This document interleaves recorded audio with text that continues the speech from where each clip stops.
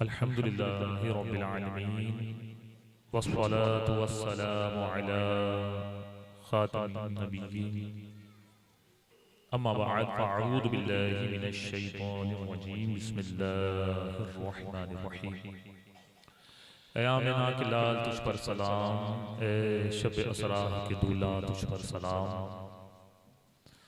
वो रहा कब्र व हश्र में सलामत जो पढ़ता रहा हमेशा उन पर मोहब्बत से दुरूद व सलाम। पढ़िए अस्सलातु वस्सलामु अलैका या रसूल अल्लाह।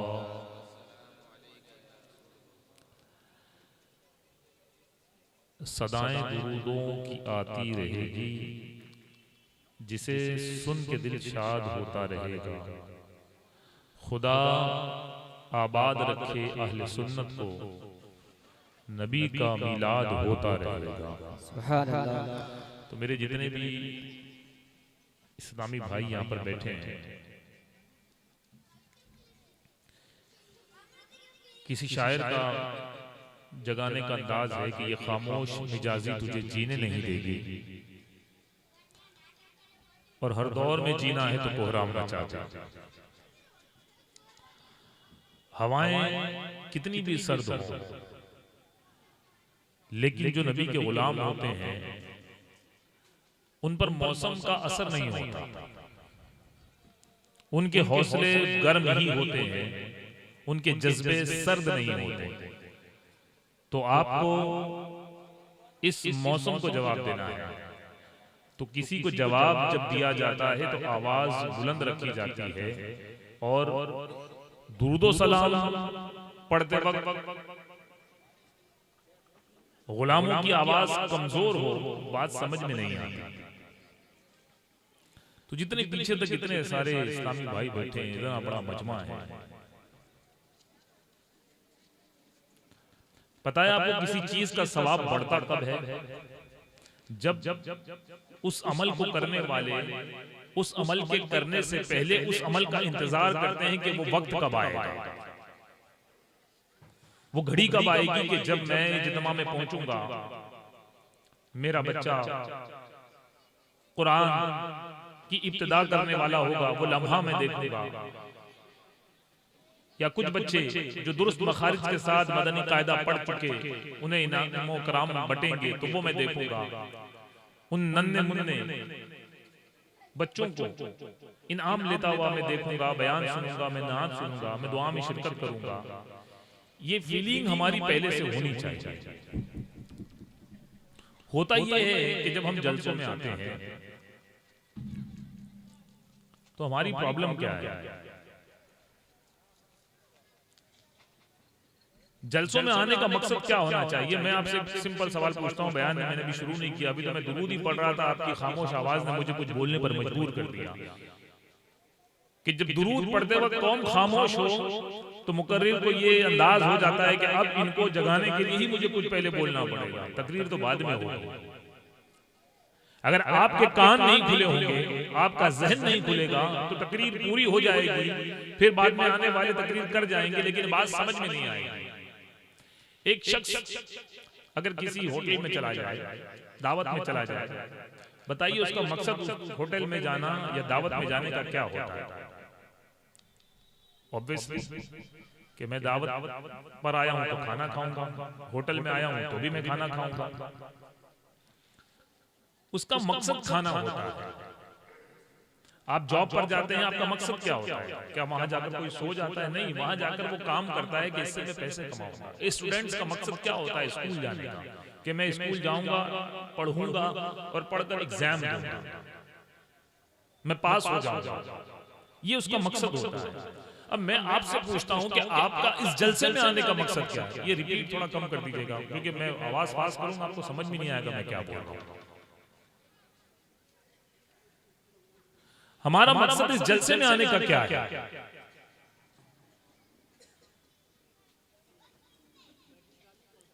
और उम्मन लोग जलसे में आते किस लिए?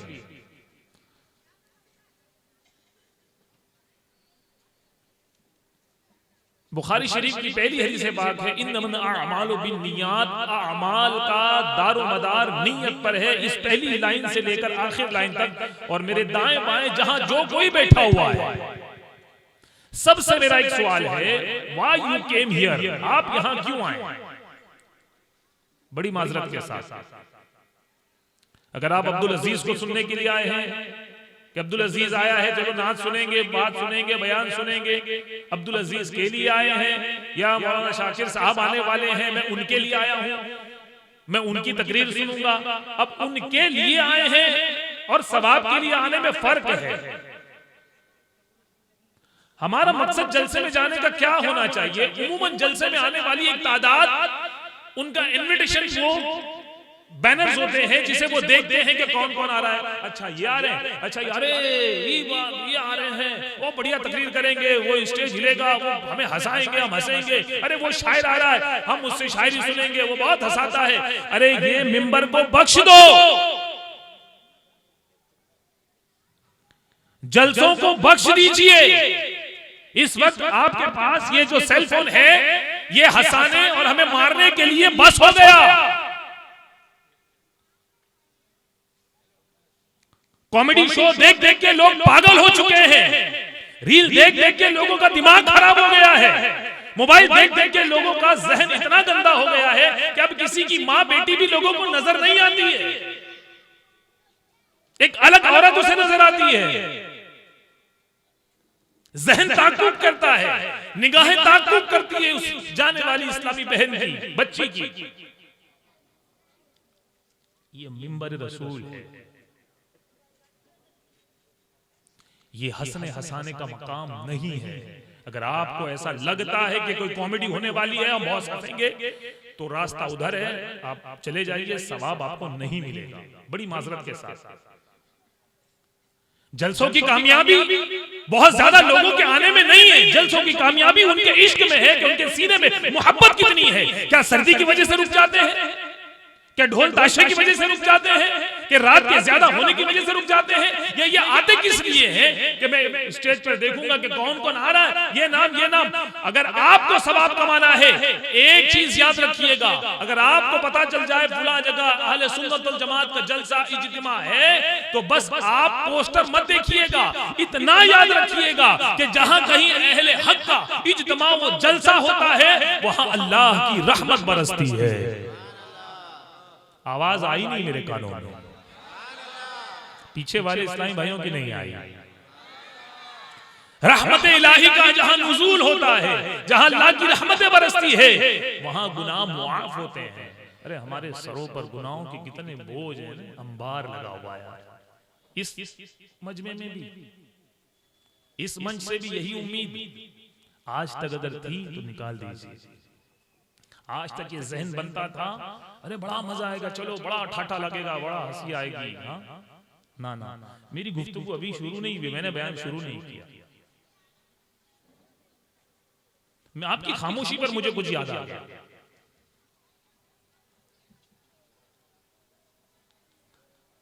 आपके यहां पर स्टेडियम नहीं है, लेकिन कभी आपने स्टेडियम में लोगों को बैठा हुआ देखा तो होगा ना। जो लोग स्टेडियम में आते हैं वो करते क्या है? उनको खेल समझता हो या ना समझता हो, उनका एक काम होता है कि वो स्टेडियम में आकर या तो झंडे हिलाते हैं, हाथ हिलाते हैं, सीटियां बजाते हैं, तालियां बजाते हैं, शोर करते हैं। वो बताते हैं कि मैं यहाँ मौजूद हूँ। जब कोई मुसलमान जलसे में आता है तो उसकी मौजूदगी का वो ऐलान कैसे करे? हम ताली नहीं बजाते, ताली बजाना हराम, हम सीटी नहीं बजाते, सीटी बजाना हराम, झंडे यकीनन हम लहराते हैं, लेकिन फिलहाल हम नहीं लहरा रहे। तो अब वो मुसलमान जो मौजूद है, वो आशिक रसूल जो मौजूद है, वो अपनी मौजूदगी का ऐलान कैसे करे? तो वो अपनी मौजूदगी का ऐलान ऐसा करता है कि जब दुरूद व सलाम पढ़ाया जाता है, अस्सलातु वस्सलामु अलैका या रसूल अल्लाह। आवाज नहीं आई, मेरी अकेले की आवाज पीछे तक अगर माइक तक जा सकती है, माइक से, तो फिर इतने सारे मुसलमानों की आवाज एक साथ क्या मुझ तक नहीं आ सकती? और ये आवाजें आप मुझ तक नहीं पहुंचा रहे हो, बल्कि बिहम्दी ताला ये आवाज हमारी यहाँ से निकलकर, बदरक से निकलकर सीधे इंशाअल्लाह अल्लाह की रहमत से मदीने मुनव्वरा पहुंचेगी। क्या बात है। आला हज़रत फरमाते हैं, दूर और नजदीक के सुनने वाले वो कान दूरो नजदीक के सुनने वाले वो काने लाले, करामत पे लाखों सलाम। और हम यहां से पुकारे, हम भद्रक से पुकारे। इस बस्ती का नाम मुझे नहीं मालूम जी, काटा बनिया से पुकारे, वहां वो सुने मुस्तफा की समाअत पे लाखों सलाम। आप कहेंगे क्या हम बुलंद आवाज से दुरूद पढ़ेंगे तब हमारे नबी सुनेंगे? अरे नहीं, बुलंद आवाज से पढ़ेंगे तब सुनेंगे ऐसा नहीं। आपके दिल में जो ख्यालात गुजरता है वो भी अल्लाह के फजल से मेरे नबी को मालूम है। आप दिल में पढ़ोगे तब भी सुनेंगे। लेकिन इश्क क्या कहता है? वो नबी तो दिल की सदाएं भी सुनते हैं, लेकिन मोहब्बत ये कहती है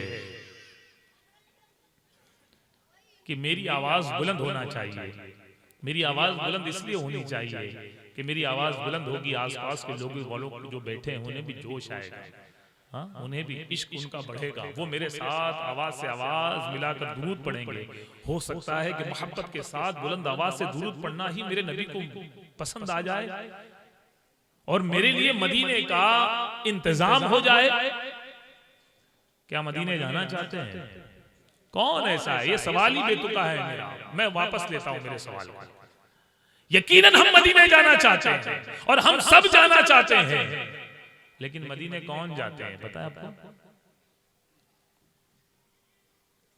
एक शायर का शेर मुझे याद आ रहा है। कलाम पढ़ना नहीं था लेकिन एक शेर पढ़ता हूं और फिर आगे मैं मेरी गुफ्तगू शुरू करूंगा। इस इज्तिमा की दावत कितनों को दी गई? इस जलसे की दावत कितनों को दी गई? मैं समझता हूं कि पोस्टर्स कहां तक लगाए गए, लेकिन सब नहीं आए। जो आए वो क्यों आए? आने वालों के लिए किसी शायर का बेहतरीन अंदाज है। महबूब की महफिल को महबूब सजाते हैं,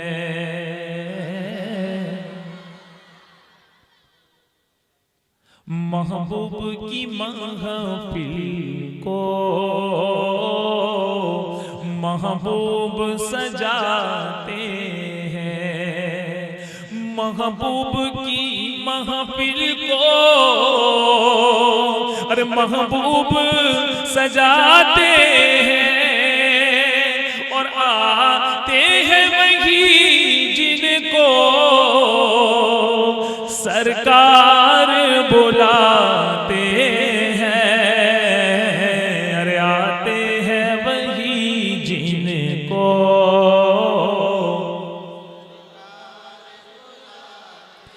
और पढ़ते हैं वही जिनको सरकार पढ़ाते हैं। और आका की नात खानी दरअसल इबादत है, आका की सना खानी दरअसल इबादत है। नात की सूरत में कुरान सुनाते हैं और आते हैं वही जिनको अरे आपको बुलाया, आप भी बोलिए ना। आते हैं वही जिनको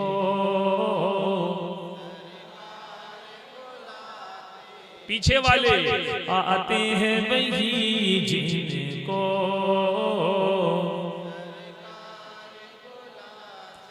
और जाते हैं वही मदीने जिनको सरकार बुलाते हैं।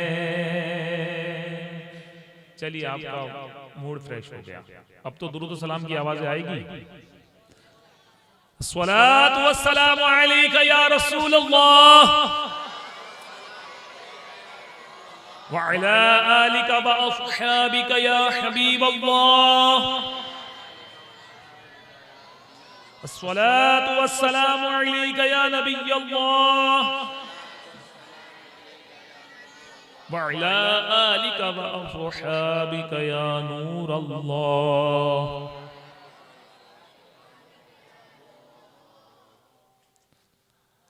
रजब मुरज्जब का मुक़द्दस महीना अपने अंदर बहुत सारी बरकतों को समेटे हुए है। रजब की मुक़द्दस तारीखें हैं। इसमें सरकार गरीब नवाज का उर्स भी आता है, इमाम जाफर सादिक का उर्स भी आता है, मौला अली मुश्किल कुशा करमल्लाहु वजहुल करीम की विलादत की तारीख भी आती है। इसी महीने में मेराज की मुक़द्दस शब भी आने वाली है। कितनी बरकतें रजब ने अपने दामन में समेटी हैं। आपको मालूम नहीं तो मालूम कर लीजिए कि रजब उन 4 महीनों में से एक महीना है कि जिस महीने का अदब कुफ्फार ज़माने जहालत में करते थे। इन मुक़द्दस अय्याम में वो जंग नहीं करते थे, लड़ाई नहीं करते थे, मारते नहीं थे, लूट पाट नहीं करते थे, बुरे काम नहीं करते थे। अल्लाह के महबूब दाने अय्यूब सल्लल्लाहु अलैहि वसल्लम का फरमान कि रजब अल्लाह का महीना है, शाबान मेरा महीना है और रमजान मेरी उम्मत का महीना है। तो हम रजब के महीने में इस वक्त बरकतें लूट रहे हैं। मौला अली मुश्किल कुशा करमल्लाहु वजहुल करीम नमाज पढ़ के जैसे ही बाहर तशरीफ लाए तो एक साइल मांगने वाला आपके पास आया और कहता है कि अल्लाह के नाम पर मुझे कुछ दे दीजिए। लेकिन उस साइल को भेजा किसने था? कुछ मुनाफिकीन। वो मांगने वाला पहले उन मुनाफिकीन के पास गया था और उनसे कहता है कि अल्लाह के नाम पर मुझे कुछ दो। तो इन्होंने मजाक उड़ाने के लिए कहा कि देखो वो सामने से जो मस्जिद से निकल रहे ना अमीरुल मोमिनीन मुसलमानों के खलीफा, जहां उनके पास बहुत पैसा है, वो तुम्हें बहुत कुछ देंगे। वो उस इलाके में नया था, वो नहीं जानता था कि ये उस घराने से ताल्लुक रखते हैं। गो पास कुछ रखते नहीं, गो पास कुछ रखते नहीं, दो जहां की नेमतें हैं इनके खाली हाथ में। ये उस घराने से ताल्लुक रखते हैं। एक एक दिन, दो दो दिन, तीन तीन दिन ऐसा गुजर जाता कि घर में चूल्हा नहीं जलता। सिकम सेर होकर एक दिन खाए ऐसा दिन नहीं गुजरता। ये अहले बैत का घराना है।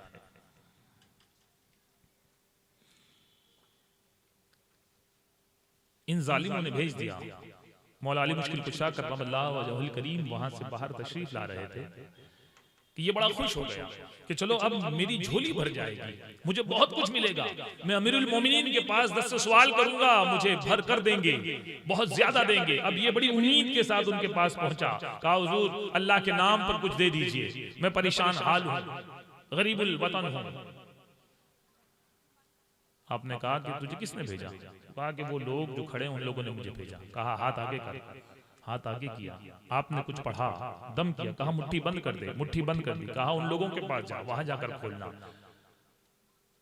जैसे ही उन लोगों के पास पहुंचा और उसने अपनी मुट्ठी खोली तो क्या देखता है कि उसके हाथ में सोने की एक अशरफी है।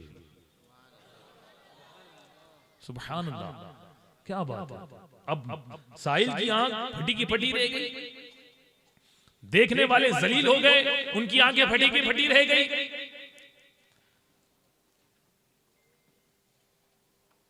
आपके चाहने वालों ने अर्ज की हुजूर आपने कुरान पाक की कौन सी आयत पढ़कर उस फकीर के हाथ पर दम की, या क्या वजीफा आपने पढ़ा, क्या पढ़कर आपने दम किया कि उसके खाली हाथ में सोने की अशरफी आ गई? आपने फरमाया कि मैंने उसके हाथ पर दम तो किया, लेकिन क्या पढ़ा? क्या तुम जानना चाहते हो? तुम भी इसको अपना वजीफा बना लो। आप फरमाते हैं कि मैंने दुरूद पाक पढ़कर उसके हाथ पर दम कर दिया, अल्लाह ने दुरूद पाक की बरकत से उसके हाथ में सोने की अशरफी पैदा फरमा दी।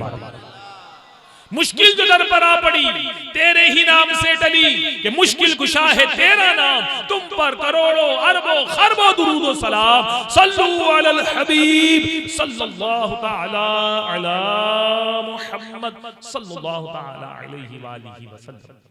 अच्छी अच्छी नियतें फरमा लीजिए, अच्छे अच्छे इरादे कर लीजिए। जितनी नियतें आपकी ज्यादा होगी सवाब उतना ज्यादा मिलेगा।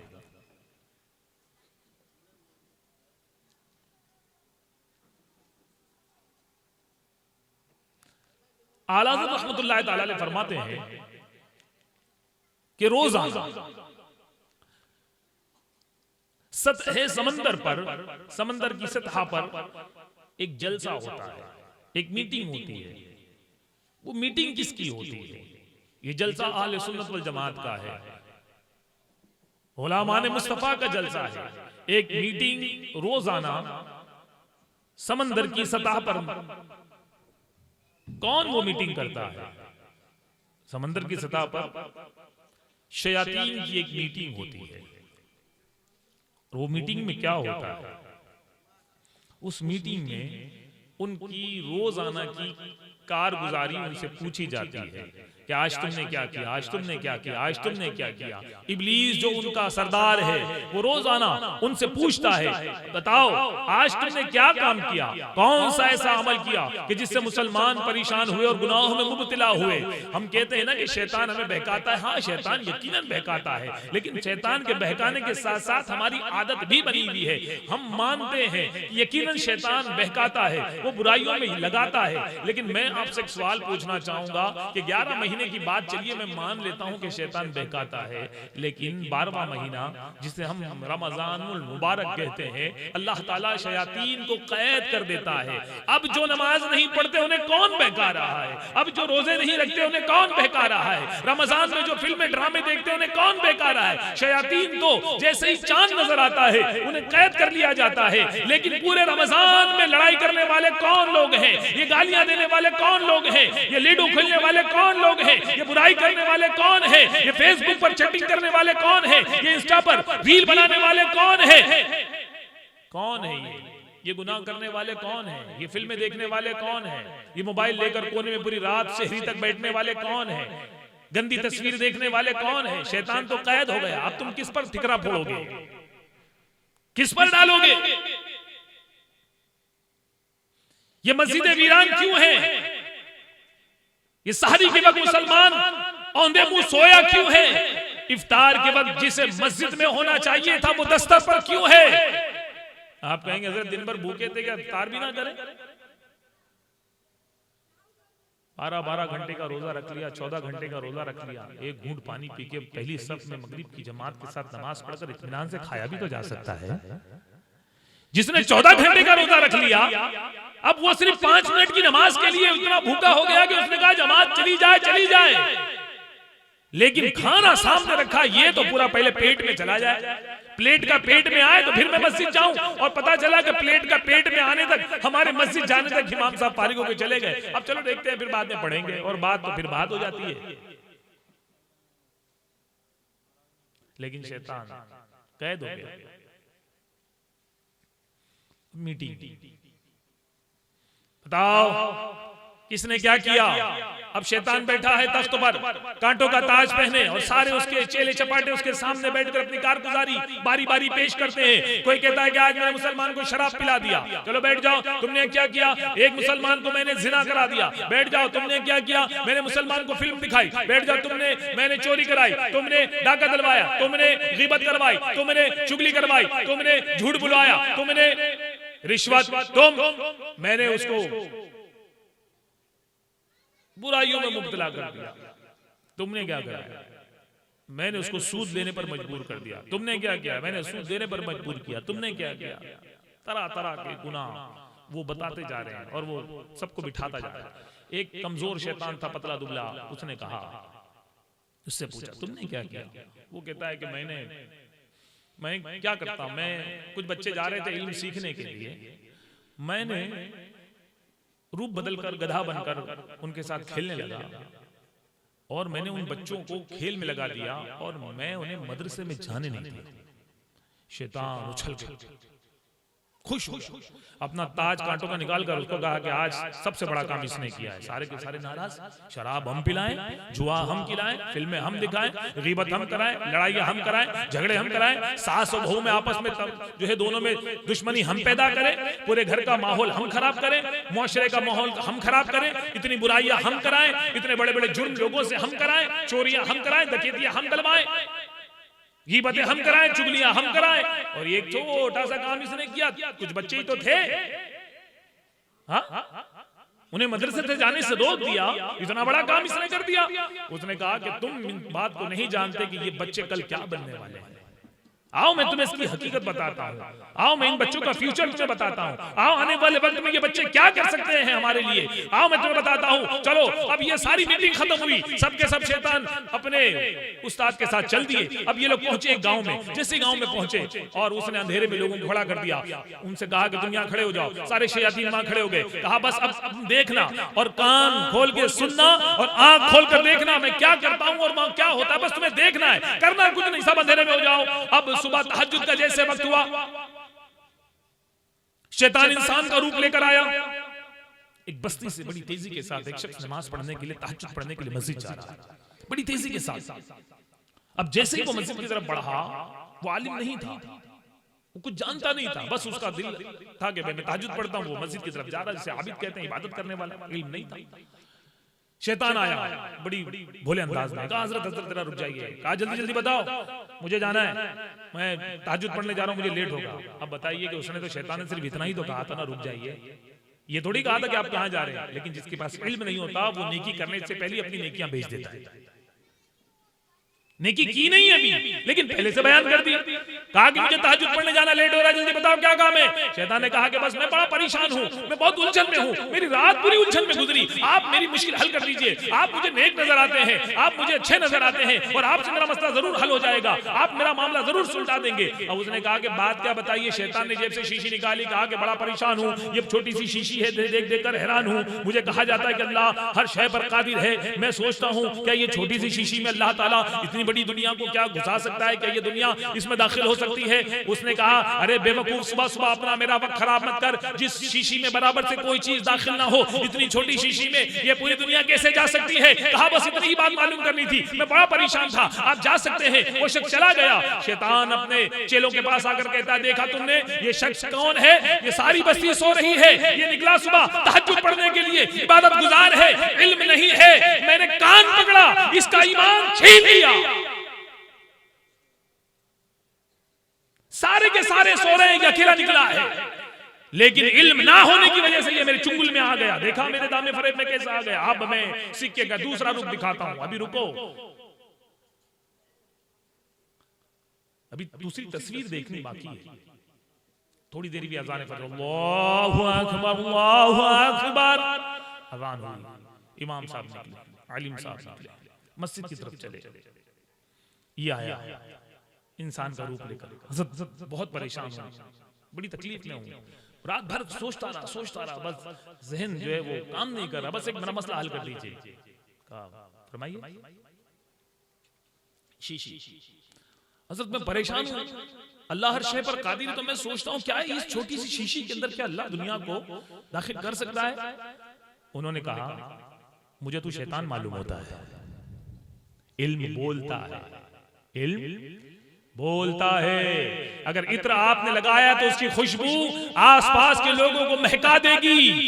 अगर किसी की गंदगी लगी है तो गंदगी भी बता देगी, खुशबू है तो फैलेगी। इल्म बोलता है। उन्होंने कहा मुझे तू शैतान लगता है, तू जो कोई हो, एक बात सुन, ये शीशी बहुत बड़ी शय है। मेरा रब चाहे जो सुई होती है, सुई के अंदर जो धागा पिरोया जाता है ना, उस सुराख में भी मेरा रब कई दुनिया बसा सकता है। अरे ये शीशी बड़ी है, वो सुई के नाके में मेरा रब चाहे तो एक नहीं कई दुनिया बसा सकता है। मेरा रब हर चीज पर कादिर है अपनी शान के मुताबिक। उसने कहा बस हजरत इतना ही पूछना था। इमाम साहब मस्जिद की तरफ चले गए, आलिम साहब मस्जिद की तरफ चले गए। ये चला अपने चेले चपाटों के पास, कहा देखा तुमने वो छोटा बच्चा, तुम चोरी किसी को कराओगे, चोरी करने वाला कल तौबा।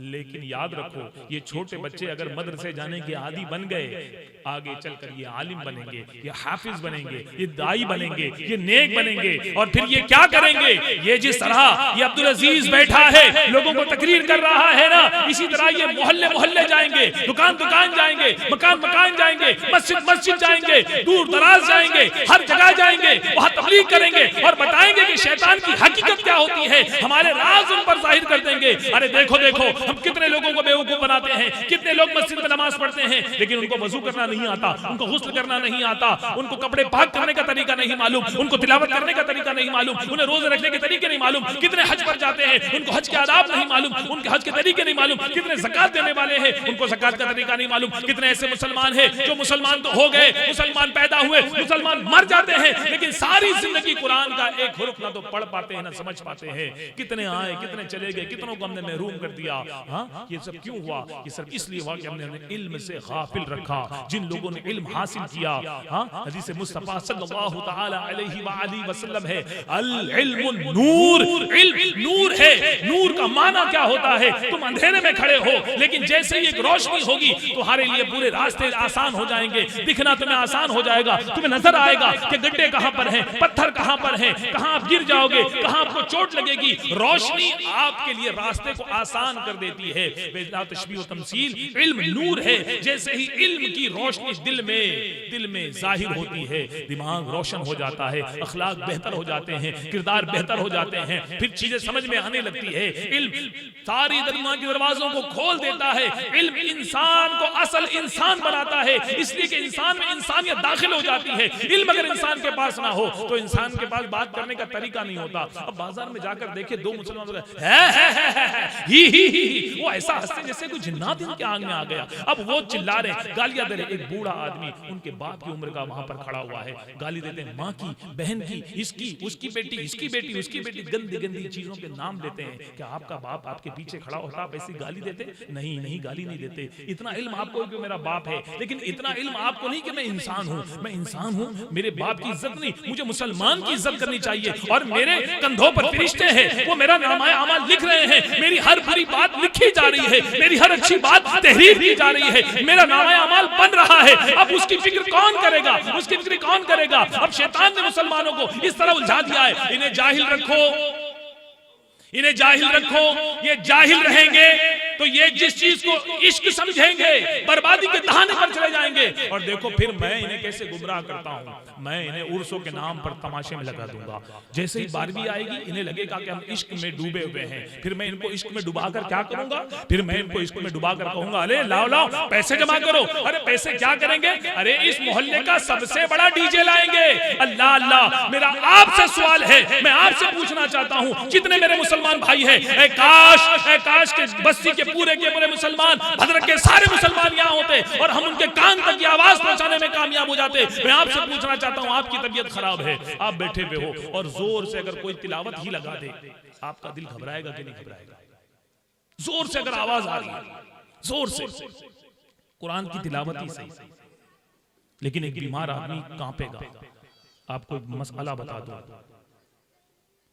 जब कोई सो रहा हो ना तो उस वक्त तिलावत करना भी मना है। कि आप कहेंगे मैं तो कुरान पढ़ रहा हूं, नहीं, सोते हुए मुसलमान को तकलीफ देने का तुम्हें कोई हक नहीं है। तुम्हें तिलावत करनी है, वहां जाकर पढ़ो जहां पर कोई नहीं सो रहा है। अल्लाह अल्लाह, अल्लाह का कलाम भी ऐसे मुसलमान के पास नहीं पढ़ा जाएगा जो सो रहा है। हाँ, डीजे के नाम पर शैतान ने तुम्हें कहां लगा दिया? 12वीं शरीफ है, सबसे बड़ा डीजे हम लाएंगे, सबसे ज्यादा हम बजाएंगे। अब वो डीजे बज रहा है, अल्लाह की पनाह, अल्लाह की पनाह, अल्लाह की पनाह। बीमार दवा खाकर परेशान है, घर में औरतें परेशान है, बच्चे परेशान है, किसी के घर के बर्तन हिल रहे हैं, किसी की जो खिड़की हिल रही है, किसी का जहन खराब हो रहा है, लोग परेशान है, गैर मुस्लिम के इलाके से जा रहे हैं, वो लोग परेशान है कि ये क्या कर रहे हैं। अरे मेरे नबी सल्लल्लाहु ताला अलैहि वसल्लम की 12वीं शरीफ क्या कोई ऐसे मनाता है कि दुश्मनों के दिलों में मेरे नबी के जुलूस की माज़अल्लाह रब्बिल आलमीन नफरत बैठ जाए? अल्लाह अल्लाह, क्या मुसलमान इसलिए आया?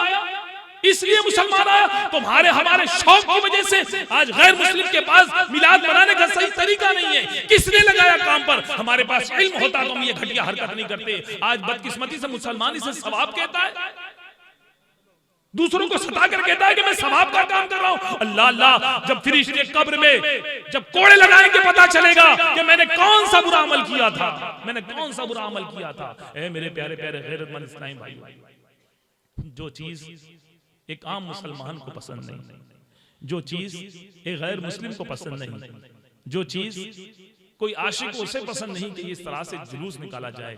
क्या वो जुलूस अल्लाह वालों को पसंद आएगा? क्या वो जुलूस मेरे नबी को पसंद आएगा? जब अल्लाह व रसूल को ये चीज पसंद नहीं आएगी तो सवाब कहां मिलेगा? इस चीज से गाफिल किसने रखा? हम इल्म से दूर थे, हम मदरसों से दूर थे, हम उलमा से दूर थे, हम इल्म सीखने वालों से दूर थे, और ये नहूसत हमारे गले आ गई। हम समझ रहे हम सवाब का काम कर रहे हैं, लेकिन गुनाह हमारे गले आ गया। अब आ जाए छठी शरीफ पर आ जाए। छठी शरीफ अभी ही गुजरी है। किस किस ने छठी शरीफ मनाई आपने देखा? बात छठी मनाने की नहीं है, छठी मनाने का तरीका हमारे पास होना चाहिए। क्या छठी नहीं मनाना चाहिए? मैं तो कहता हूँ हर दिन छठी मनाइए, हर दिन 12वीं मनाइए, हर दिन 11वीं मनाइए। तरीका क्या होना चाहिए 11वीं मनाने का, छठी मनाने का? मैं इस बात को आगे करूं इससे पहले एक आपको लतीफा सुनाता हूं। मेरी इस्लामी बहनें बैठी हुई, मेरे इस्लामी भाई बैठे हुए, याद रखिए मुझे कॉमेडी करना नहीं आता, नहीं आती है, लेकिन मैं कॉमेडी करने के लिए नहीं आया। कॉमेडी करने के लिए और बहुत है, ये जलसा कॉमेडी का नहीं है। आप और मैं गौसे पाक के मानने वाले हैं। मेरे गौसे पाक रहमतुल्लाह ताला अलैह जब बयान फरमाया करते थे तो क्या होता था पता है आपको? गौसे पाक जब बयान करते तो एक बहुत बड़ा मजमा आपकी तकरीर सुनने के लिए जमा होता था। मेरे गौसे पाक रहमतुल्लाह ताला अलैह बयान फरमाते तो लोग बयान सुनकर हजारों कतार रोने लगते थे। कोई अपने बाल नोचता, कोई अपने कपड़े फाड़ता था। गुनाह उन्हें याद आते थे कि हमारा क्या बनेगा। जिस तरह एक आदमी जब फेल हो जाता है, उसका पैसा लुट जाता है तो उसको कुछ समझ में नहीं आता, या किसी का शोहर मर जाए तो वो चूड़ियां तोड़ती है, रोने लगती है, बाल बिखेरती है कि मेरा शोहर मर गया, मेरा बच्चा मर गया। इस तरह वो मातम करती हुई नजर आती है, जिस तरह नुकसान पर लोग रोते हुए नजर आते हैं। मेरे गौसे पाक के बयान में तकरीर में जब लोग आते थे, आओ मैं तुमको गौसे पाक की तकरीर का अंदाज भी तो सुना दूं कि मेरे गौसे पाक जब बयान फरमाया करते थे तो लोग मिट्टी उठाकर अपने जिस्म पर डालते थे कि हाय अफसोस, हमने ये क्या कर डाला, हमने ये क्या कर डाला, हम अल्लाह की बारगाह में क्या जवाब देंगे। अब जब जलसा खत्म होता था मेरे गौसे पाक का, लोग नहीं उठते थे, लोगों के जनाजे उठते थे। हंसने वाले लोग जलसों में नहीं होते थे, लोग रोने वाले कहां से लाएंगे बताइए ना, रोने वाले। यहाँ तकरीर में तो अगर तकरीर ऐसी हो जाए तो लोग कहते हैं मौलाना साहब में दम नहीं था। दम किसने होता है? जो कॉमेडी करे उसमें दम होता है। और दम का माना क्या होता है? अरे दम का माना ये होता है अगर मेरा दिल याद इलाही से गाफिल रह गया। लाख मैंने तकरीरें सुनी, मैं कहूंगा आप कहेंगे जनाब हमने बहुत बड़ी बड़ी तकरीरें सुनी है, हमने बहुत जलसों में शिरकत की है। मेरा एक ही सवाल आपसे है, आप जलसे में गए होंगे, मैंने मान लिया आप जलसे में गए, मैं मानता हूं आप जलसे में गए। अगर आपने 100 जलसे सुने हैं तो मेरा आपसे एक सवाल है, पहले जलसे में अगर आप गाली देने वाले थे और 99 जलसे के बाद भी अगर आप गाली देने वाले तो माफ कीजिए आप जलसे में गए ही नहीं थे। पहले जलसे में आप बेनमाजी थे, 99 जलसे के बाद भी आप बेनमाजी तो आप जलसे में नहीं थे। पहले जलसे में अगर आप गुनाहों का काम किया करते थे और 99 जलसे के बाद भी आपकी गुनाहों की गंदी आदत नहीं छुड़ी तो याद रखिए आप जलसे में थे नहीं। जलसे के अंदर आने का मतलब ये नहीं कि मेरा बदन वहां पर था और मैंने नारे लगाए थे, मैं चीखता था, मैं चिल्लाता था। जलसे का माना ये नहीं होता कि आप चीखें चिल्लाएं नारे लगाए। जलसे का माना ये होता है कि बस बात हमारे कान में जाए, दिल में उतर आए और आंख से कुछ आंसू निकल आए कि मेरी जिंदगी में मैंने क्या किया, मैंने क्या किया मेरी जिंदगी में, मैं क्या कर सकता था। यकीन जाने मेरे प्यारे मोहतरम इस्लामी भाइयों, इल्म की कमी ने हमें शैतान ने कहां पहुंचा दिया। इल्म की कमी की वजह से हम कहां चले गए। अब छठी शरीफ आ गई,